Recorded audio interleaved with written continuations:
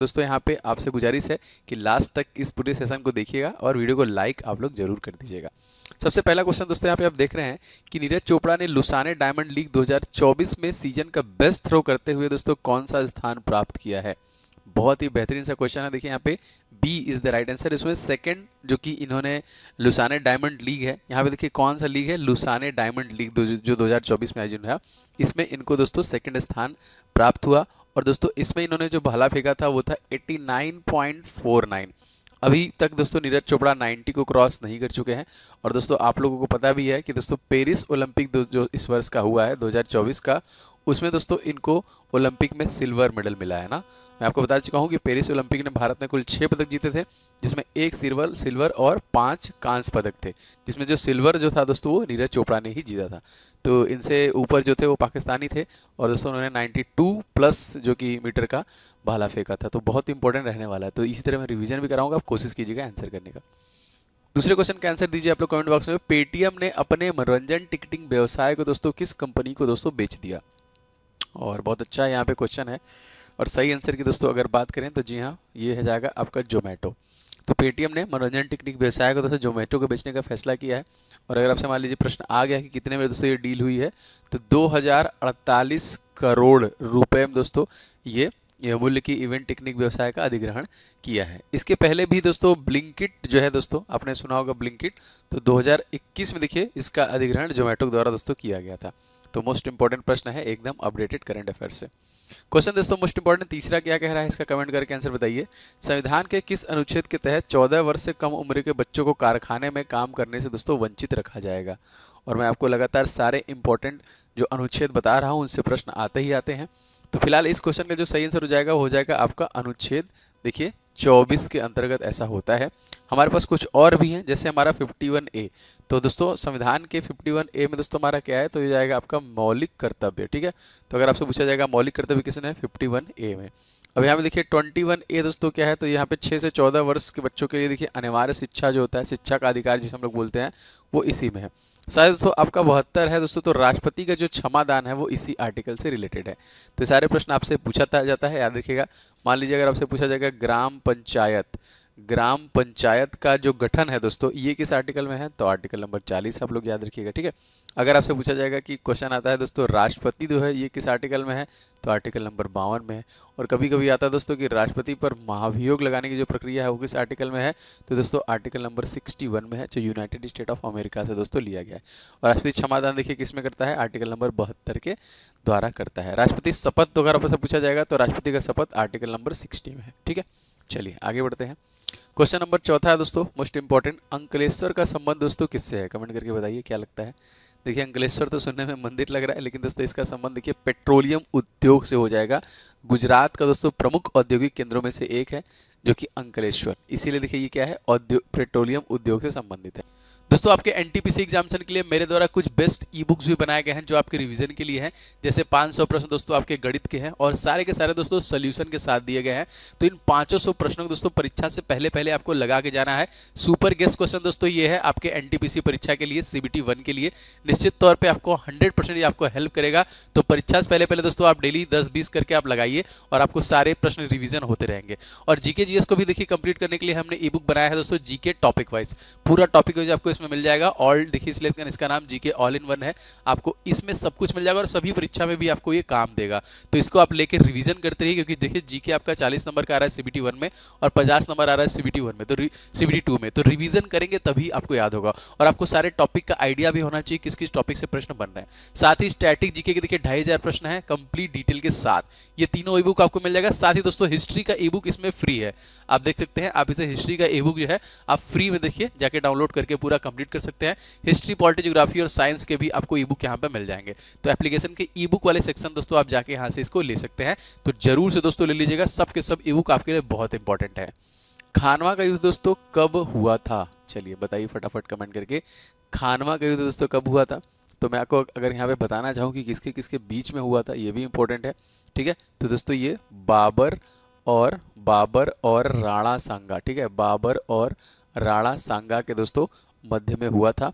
और इस युद्ध में बाबर ने राणा सांगा को हरा दिया था। ठीक है, तो बाबर की इसमें विजय हुई थी और जो कि राणा सांगा हारा था। अब ये कब था दोस्तों? तो ये था दोस्तों 1527 में। इस क्वेश्चन में आपका सी आंसर करेक्ट हो जाएगा, ठीक है, 1527 में। अब हमारे ऑप्शन देखिए 1526 भी दिया हुआ है, तो मैं आपको बहुत बार बता चुका हूँ कि 1526 दोस्तों आपका P1 याद रखेंगे, मतलब पानीपत का प्रथम युद्ध कब हुआ था? 1526 में, ठीक है। तो पानीपत का प्रथम युद्ध हुआ था आपका 1526 में। पानीपत का द्वितीय युद्ध हुआ था दोस्तों आपका 1556 में। पानीपत का तृतीय युद्ध दोस्तों आपका हुआ था 1761 में। और उसके बाद बक्सर का युद्ध दोस्तों कब हुआ था? तो दोस्तों ये हुआ था 1764 में। वांडीवास का युद्ध कब हुआ था? वांडीवास का युद्ध दोस्तों कब हुआ था? सन 1760 में, ठीक है, 1760 में। इस प्रकार से सभी मैं रिवीजन कराता रहूँगा। चलिए आगे बढ़ते हैं। निम्नलिखित में से कौन सा दोस्तों सही सुमेलित नहीं है? तो भैया आइए देखते हैं कि कौन सा सुमेलित नहीं है। क्वेश्चन देखिए यहाँ पे कह रहा है, पहला क्या है भैया? पानीपत का प्रथम युद्ध गलत है पहला। खानवा का युद्ध बाबर बिल्कुल गलत है। चंदेरी का युद्ध, हाँ यहाँ पे देखिए जो सुमेलित नहीं है। तो पानीपत का प्रथम युद्ध दोस्तों जो है, मतलब ये हमारा सही है ना, मतलब जो हमको गलत की तलाश करनी है, तो चंदेरी वाला गलत जाएगा, क्योंकि पानीपत का प्रथम युद्ध दोस्तों बाबर और इब्राहिम लोदी के बीच में हुआ था। खानवा का जो युद्ध हुआ था बाबर राणा सांगा के बीच में हुआ था। और घाघरा का जो युद्ध हुआ था वो बाबर और अफगानी शासक। तो 3 सही है, तो ऑब्वियस सी बात है सी हमारा कैंसिल हो जाएगा, यही आपका गलत आंसर हो जाएगा। के बिरला फाउंडेशन के द्वारा दोस्तों कौन सा सम्मान इन सभी ऑप्शनों में से दिया जाता है? बताइए। जी हाँ, बहुत इंपॉर्टेंट क्वेश्चन है ये। तो सही आंसर की बात करें तो देखिए ब्याज सम्मान दिया जाता है, ठीक है। कौन सा सम्मान दिया जाता है? तो ब्याज सम्मान दोस्तों दिया जाता है। मोस्ट इंपॉर्टेंट प्रश्न है। देखिए क्वेश्चन आपके बनते हैं, जैसे दादा साहब फाल्के अवार्ड कह लीजिए, रमन मैक्स ऐसे अवार्ड ले लीजिए, ज्ञानपीठ पुरस्कार ले लीजिए ना, ये सारे प्रश्न आए हुए हैं। जैसे अगर आपसे पूछा जाएगा कि हमारा ज्ञानपीठ, देखिए याद रख लीजिएगा, ज्ञानपीठ पुरस्कार 2024 दोस्तों ये किसे दिया गया ना, ऐसे प्रश्न आते हैं। तो गुलजार एंड राम जी का नाम आप लोग याद रखेंगे, ठीक है। गुलजार एंड राम जी दोस्तों, इन्हीं को देखिए दिया गया था इस वर्ष 2024 का, मैं आपको बता रहा हूँ, ठीक है। हाँ, शांति पुरस्कार जो दिया गया था वो गीता प्रेस को दिया गया था। दादा साहब फाल्के अवार्ड दिया गया था वहीदा रहमान को। चलिए आगे बढ़ते हैं। मोनालिसा दोस्तों किसकी मशहूर कृति है? मोनालिसा, तो मोनालिसा के लिए आप लोग जानते ही हैं दोस्तों, ये है लियोनार्डो द विंची ना, जो एक फेमस पेंटिंग है एक लेडी की, जो काफ़ी ज़्यादा मशहूर है। इसीलिए इस प्रकार के प्रश्न दोस्तों प्रीवियस ईयर परीक्षा में पूछे हैं कई बार। 9वां क्वेश्चन देखिए, Dada Saheb Phalke international film festival award 2024 में सर्वश्रेष्ठ अभिनेता का पुरस्कार दोस्तों किसके द्वारा जीता गया? तो देखिए यहाँ पे जो सर्वश्रेष्ठ अभिनेता थे वो थे, ए देखिए इनका नाम है क्या? शाहरुख खान। और दोस्तों ये कौन सी मूवी के लिए थे? तो अगर आपने देखी होगी जवान मूवी जो है, उसी के लिए दोस्तों यहाँ पे दिया गया था। और अगर आपसे पूछा जाएगा सर्वश्रेष्ठ अभिनेत्री दोस्तों कौन थी, तो वो थी दोस्तों रानी मुखर्जी, ठीक है। और दोस्तों इनको किसके लिए दिया गया था? तो इनका जो आए थे मिसेस चटर्जी बनाम नार्वे, उसके लिए दिया गया था। और इसमें सर्वश्रेष्ठ फिल्म अगर आपसे पूछा जाएगा तो जवान मूवी को ही दोस्तों दिया गया था, ठीक है। चलिए अगला क्वेश्चन का आंसर दीजिए। भूटान का सर्वोच्च नागरिक सम्मान ऑर्डर ऑफ डुक ग्याल्पो प्राप्त करने वाले दोस्तों पहले विदेशी प्रमुख दोस्तों कौन बने हैं? तो जी हाँ, इस क्वेश्चन में सही आंसर हो जाएगा हमारा सी ऑप्शन, जो है भारत के तत्कालिक प्रधानमंत्री नरेंद्र मोदी जी के द्वारा ये ग्रहण किया गया है, मतलब मिला है भूटान से। भूटान से हमारी सीमा रेखा की लंबाई कितनी है, ये प्रश्न आ सकता है, तो याद रखेंगे 699 किलोमीटर की सीमा रेखा की लंबाई है। सिंदरी दोस्तों स्पेशली किस लिए प्रसिद्ध है? क्या लगता है? कमेंट करके बताइए। चारों ऑप्शन देख रहे हैं आप लोग। जी हाँ दोस्तों, सिंदरी जो है झारखंड राज्य में स्थित है ना, तो किस लिए प्रसिद्ध है भाई? तो ये देखिए रासायनिक खाद के लिए प्रसिद्ध है, ठीक है। तो धनबाद जिले के नगर पालिका के सीमा के अंतर्गत दोस्तों आता है ये सिंदरी। और हम लोग बात कर रहे हैं झारखंड, और झारखंड का जब भी बात होगा तो आप लोग मुख्यमंत्री का नाम याद रखेंगे, ये है हेमंत सोरेन, ठीक है, हेमंत सोरेन। दोस्तों आपके एनटीपीसी सीबीटी 1 के लिए कंप्लीट टेस्ट सीरीज आ गई है। जी हाँ, फुल लेंथ टेस्ट सीरीज जो कि एनटीपीसी के लिए दोस्तों आ गई है, आप इसे ले सकते हैं, जिसमें 50+ टेस्ट सीरीज आपको मिलेंगे। मतलब एक एक दो करके आपको डेली बेसिस पे इसे लगाना है, क्योंकि आपको प्रैक्टिस अभी से स्टार्ट रखनी है। आपको देखना है कि कहाँ से गलती हो रही है। तो सारे इसमें देखिए रीजनिंग के, जीके के, मैथ में कंप्लीट ये आपको फुल लेंथ मिल जाएगा। लेकिन बहुत लोग को लगता है कि बस उनका रीजनिंग कमजोर है, तो वो बस रीजनिंग का ले सकते हैं, इसमें भी आपको 50 सेट मिलेगा। अगर आपको लगता है कि आपका जीके जीएस कमजोर है, तो आप 50 सेट जीके जीएस का ले सकते हैं। सकते हैं, या फिर दोस्तों आपको लगता है बस मैथ का आपको चाहिए प्रैक्टिस सेट जो कि टेस्ट सीरीज, तो आप ले सकते हैं। तो तीनों सेपरेट भी ले सकते हैं और आप चाहें तो एक साथ भी ले सकते हैं। और CBT 1 का एकदम एग्जाम पैटर्न में दोस्तों आ गया है। ऐप का जो हमारा सेक्शन है टेस्ट सीरीज का, इसमें आप चले जाएंगे तो आपको ये सारे के सारे टेस्ट मिल जाएंगे। निश्चित तौर पे आपको 100% दोस्तों लेके अभी से प्रैक्टिस स्टार्ट कीजिएगा। और दोस्तों ये सभी क्वेश्चन के सोल्यूशन के साथ आपको दिया है। जैसे आप फ्री टेस्ट में लगाते हैं डेली फ्री टेस्ट, एकदम उससे बेटर तरीके से और एकदम एक्सपेक्टेड संभावित प्रश्नों को दोस्तों इसमें कवर किया गया है। तो निश्चित तौर पे आप इसे जरूर से ले लीजिएगा। नेक्स्ट देखिए क्वेश्चन, सूक्ष्मतम जीवित कोशिका दोस्तों कौन सी है? वाह बढ़िया क्वेश्चन है। चलिए बताइए क्या होगा। सूक्ष्मतम जीवी कोशिका दोस्तों क्या हो जाएगा? माइक्रोप्लाज्मा दोस्तों हो जाएगा। छोटे आकार का प्लाज्मा, माइक्रोप्लाज्मा जिसे हम लोग बोलते हैं, वही चीज़ है। ठीक है। सिक्किम की दूसरी बार दोस्तों मुख्यमंत्री बने हैं कौन? मुख्यमंत्री तो लगभग मैं आपको सब याद करवा चुका हूँ, तो आप लोग तो छोड़ेंगे नहीं, इसको बता के रहेंगे। एलिमिनेट कर लीजिए भाई। योगी आदित्यनाथ कहाँ के हैं? ये यूपी के हैं ना। शिवराज सिंह चौहान तो भैया आप कृषि मंत्री हैं, तो ये CM है ही नहीं, क्योंकि दोस्तों ये पहले मध्य प्रदेश के CM हुआ करते थे, लेकिन अभी जो मध्य प्रदेश के CM है वो कौन है? उनका नाम हो जाएगा मोहन यादव। तो ये तो एलिमिनेट हो गया। प्रेम सिंह तमांगी ऑप्शन में हो जाएगा आपका B इज राइट। ठीक है। इसके अलावा आपसे बन सकता है कि सिक्किम राज्य दोस्तों इसे इस्टेब्लिश कब किया गया था? तो याद रखेंगे ये इस्टेब्लिश किया गया था 16 मई सन 1975 में। ठीक है, 16 मई सन 1975 में। और प्रेम सिंह तमान के साथ आप ऑब्लिक में याद रखिएगा एक नाम, ओम प्रकाश माथुर का। ठीक है, ओम प्रकाश माथुर का नाम आप लोग याद रखिएगा। ये कौन है? ये गवर्नर है। तो आप लोग हमेशा जो एक साथ याद रखिए, जैसे प्रेम सिंह तमांग, ओम प्रकाश माथुर, योगी आदित्यनाथ, आनंदीबेन पटेल। ठीक है, मोहन यादव, मंगू भाई, छगनलाल पटेल। तो दोनों एक साथ याद रहेगा तो एक क्वेश्चन आता ही आता है किसी राज्य का, तो आपसे पूछेगा तो आप लोग बता दोगे। दोस्तों आप लोगों से गुजारिश है, बहुत सारे लोग अभी तक वीडियो को लाइक नहीं किए हैं, लाइक आप लोग जरूर कर दीजिएगा, जो लगातार हमें मोटिवेट करता है कि चलिए आपके लिए वीडियो बनाना है। तो मैं कोशिश करूंगा अगर आपके लिए यूजफुल लग रहा है वीडियो, तो मैं आपको परीक्षा तक इस प्रकार का टेस्ट डिलीवर कराऊंगा, जिससे आपको बहुत कुछ याद होगा, ये मेरी गारंटी है। तो आप लोग लाइक के साथ साथ कम से कम 2-3 शेयर का सपोर्ट आप लोग जरूर किया करें। और अगर आप चैनल पे पहली बार आए होंगे तो सब्सक्राइब करके बेल बटन को दबा लीजिएगा, जिससे कि आपको सभी क्लासेस के नोटिफिकेशन मिलते रहे, क्योंकि बहुत मेहनत लगती है, थोड़ा सा मोटिवेशन चाहिए। 2024 में बिहार के 9वीं बार मुख्यमंत्री दोस्तों कौन बने? वाह क्या बात है ना, इनको दरबदलू भी कहा जाता है। सही आंसर की बात करेंगे तो क्या होगा answer? Nitish Kumar is the right answer, B correct हो जाएगा ना। 9वीं बार बने हैं ना, क्या बात है, बेहतरीन। अब यहाँ पे देखिए बिहार राज्य जो है इसे इस्टेब्लिश कब किया गया? तो दोस्तों इसे इस्टेब्लिश किया गया था देखिए 22 मार्च सन 1912। जैसे क्वेश्चन आता है ना बिहार दिवस हम लोग कब मनाते हैं, तो हम लोग 22 मार्च को ही मनाते हैं। अब जैसे मैं बोला कि आप गवर्नर भी साथ में याद करते चलिए, तो नीतीश कुमार के साथ साथ आप याद कर लीजिएगा। चलिए शॉर्ट में बताता हूँ, राजेंद्र विश्वनाथ आर्लेकर। ठीक है, ऐसे याद कर लीजिए, RVA याद कर लीजिए, नीतीश कुमार और RVA, नीतीश कुमार और RVA। चलिए जैसे योगी आदित्यनाथ, आनंदीबेन पटेल, दोनों साथ में याद हो जाएगा। किस संविधान संशोधन के अंतर्गत प्रस्तावना समाजवादी अखंडता एवं धर्मनिरपेक्ष संबंध जुड़े गए थे? पहले देखिए संविधान संशोधन की जो प्रक्रिया है ये कहाँ से ली गई थी? तो ये ली गई थी साउथ अफ्रीका से। ठीक है, और ये कौन से आर्टिकल में है? तो आर्टिकल नंबर 368 है। तो पहला क्वेश्चन हम लोग ये एलिमिनेट कर लिए। दूसरा दोस्तों ये कौन सा संविधान संशोधन था? तो एक ही बार किया गया है, तो सही आंसर हो जाएगा दोस्तों 42वां संविधान संशोधन था। और दोस्तों ये किया कब गया था? तो 1976 में किया गया था। 44वां संविधान संशोधन 2 साल बाद 1978 में किया गया था, जिसमें संपत्ति के अधिकार को लीगल राइट में डाल दिया गया था। मतलब आर्टिकल नंबर 19F को हटा दिया गया और आर्टिकल नंबर 300A में डाल दिया गया था। ठीक है, चलिए भाई याद रखिएगा, आगे बढ़ते हैं। राजनीति के उस पार नामक पुस्तक दोस्तों किसके द्वारा लिखा गया है? जी हाँ, बहुत ही बेहतरीन ये व्यक्तित्व हैं, अटल बिहारी वाजपेयी थे, मतलब अटल बिहारी वाजपेयी के द्वारा। Dynamics of an open society इन्हीं की है, राष्ट्रीय एकीकरण इन्हीं की है ना, बहुत सारी इन्होंने बुक्स लिखे हुए हैं।